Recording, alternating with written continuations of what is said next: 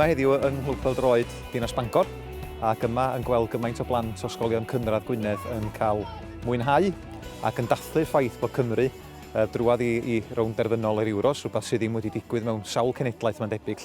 Mae o hefyd yn gyfrwng pwysig iawn ac yn fodd i'r plant sydd yma heddiw ddeall egwyddorion Siarter Iaith Gwynedd, sef bod hi'n iaith, y Gymraeg yn iaith, y dylen nhw fod yn cael ei defnyddio yn yr ysgol, ar y buarth, ond hefyd yn gymdeithasol, bod nhw'n dysgu ddefnyddio'r Gymraeg fel iaith naturiol i chwarae gan ei defnyddio hi felly. A mae'r technolegau newydd yma sy'n cael ei hybu yma heddiw felly yn fodd i wneud hynny, ac oedd y Gymraeg yn fwy yn rhan o'i bywydau nhw. Ond maen nhw hefyd yn cael cyfle i ddysgu am wledydd eraill, wrth gwrs, sydd yn rhan Ewrop, a gymaint o hynny os nad rhan fwyaf ohonyn nhw yn siarad mwy nag un iaith, ac yn cael gweld wedyn bod hynny, bod yr elfen ddwyieithrwydd yna a gwybod pa bryd i ddefnyddio pa iaith ar achlysurion gwahanol yn rhan anatod o beth yda ni fel dinasyddion Ewrop. Gyda'n chdi sy'n cyflwyno'r diwrnod yma heddiw, deud fi be mae'r plant yn mynd i fod yn neud yma? Rydyn ni'n gobeithio dysgu nhw am y gwledydd gwahanol sy'n cymryd rhan yn yr Ewro os ydyn ni.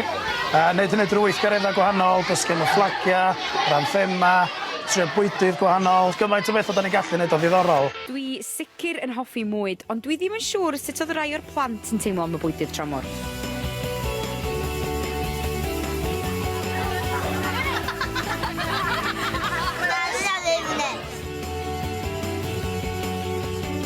Wel, mae'r Ewros reit rownd y gongol. Dwi'n sicr wedi dysgu lot am y gwledydd, ond ydych chi?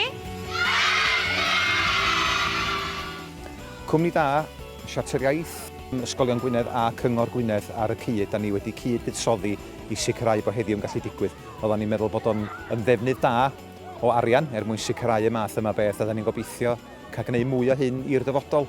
Cwpan y byd ella tro nesaf, gan i weld.